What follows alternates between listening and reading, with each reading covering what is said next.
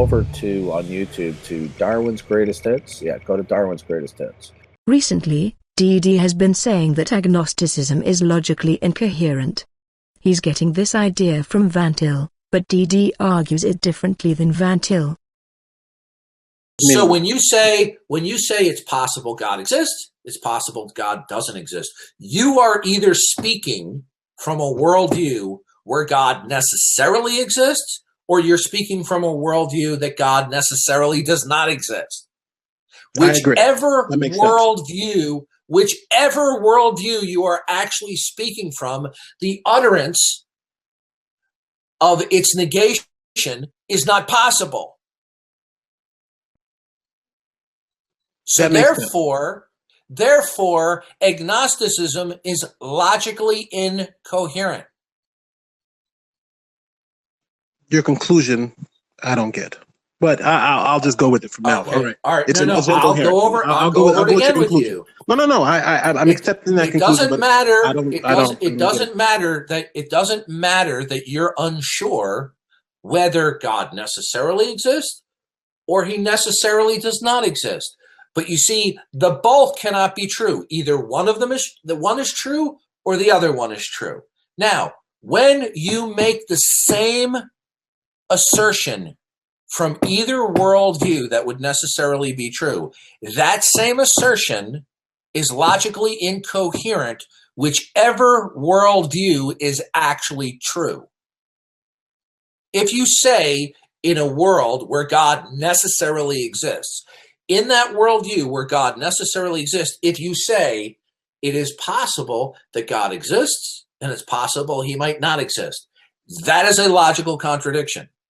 Yes, just like when I asked MK, it's possible for me to be a millionaire, it's possible for me not to be a billionaire, and he said that he didn't know that in a world, it's true that I'm either or, but no. Do not bring into this discussion possibilities dealing with contingencies. Oh yeah. I'm sorry. You're right. You told me about that earlier. You did. You said contingencies. Okay, now, if you are speaking from a worldview where God necessarily does not exist, and you say, well, it's possible God exists, that's a logical contradiction. Because God either exists or he does not exist. So if I'm in a world where there is a God and I say it's possible for God to exist, then that's a logical contradiction because he really doesn't exist. Is that what you're saying? But you see the agnostic says maybe he exists, maybe he doesn't exist. Either one is possible. But you see, whatever world view that you say that in, it's a logical contradiction. It's a contradiction to what the actual state of affairs is. So but it seems like you're equivocating the word possible, because possible inherently means that something can or cannot be the case. That's what the word possible stands for. So how are you using the word possible in this way? It is not. Listen, probable. In a world where God necessarily exists, it is not possible for him not to exist. In a world where God does not exist, it is not possible for God to exist. So it doesn't matter which actual world you're speaking from. The same statement is a logical contradiction to the actual state of affairs in either worldview. So agnosticism is logically incoherent.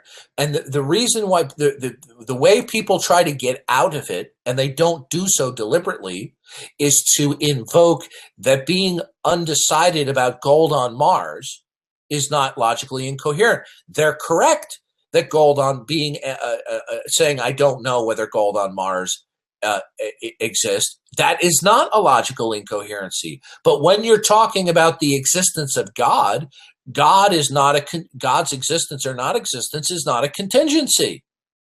NP. It is possible that Abraham Lincoln is alive. Now, what do you think of that statement? Is it possible? I would say no, it's not possible Abraham Lincoln is alive. Okay. So the statement is actually a contradiction. So it's an incoherency. Because Abraham Lincoln is dead. Abraham Lincoln is dead.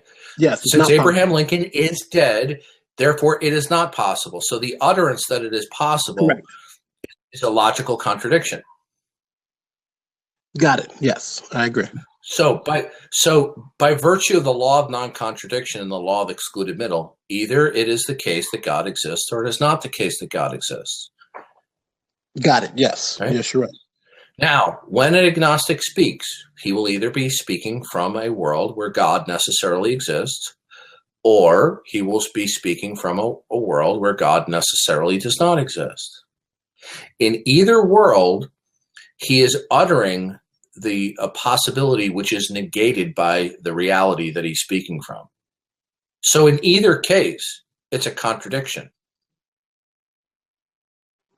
You want me to respond to that? Agnosticism, the position of agnosticism is logically incoherent. This scale represents the degree of credence in the proposition that God exists. 0% represents certainty that God doesn't exist, and 100% represents certainty that God exists. DD is saying that it's logically incoherent to be agnostic. Presumably, DD doesn't think it's logically incoherent to have 90% certainty that God exists. Here's a question for DD.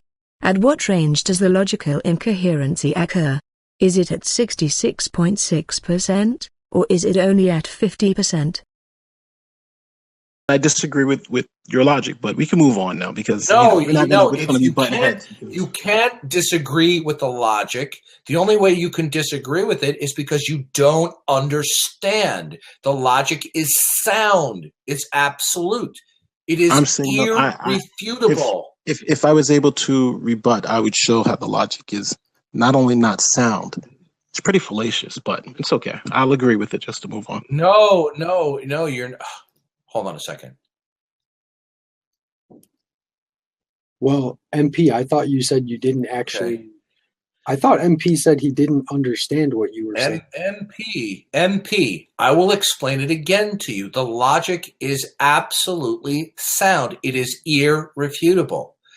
Either you will be making predications from a worldview where God necessarily exists, or it will be where God necessarily does not exist. That is an exclusive disjunction. It is a logical dichotomy. So let's pretend we're in the worldview where God does exist. Oh, okay. Listen, if you think about the logical coherence or incoherence of agnosticism, and you think of it in terms of contingent events, you will be thinking incorrectly about agnosticism as it relates to the ultimate nature of things. Because gold on Mars is not the ultimate nature of things. Gold on Mars would be derivative of the ultimate nature of things.